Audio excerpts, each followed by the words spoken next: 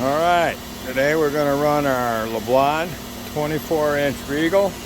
Right now we have it in the blue zone at 450 RPM.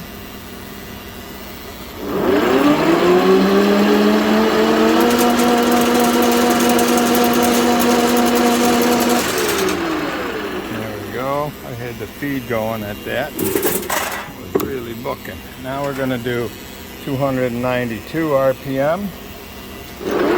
Sorry for the close proximity. We're very close to the machine right now. Oh, here's the brake. We'll turn the brake on. Stopped it pretty fast. I can bring this down to the next range. Right here is going to put us at 58 RPM. Here's where you can see the brake work a lot better.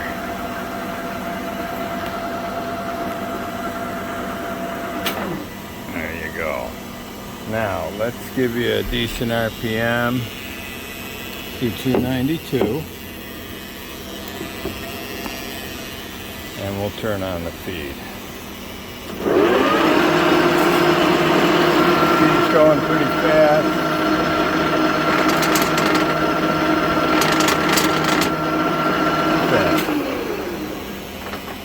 Engage the feed. And here's your feed lever. Up.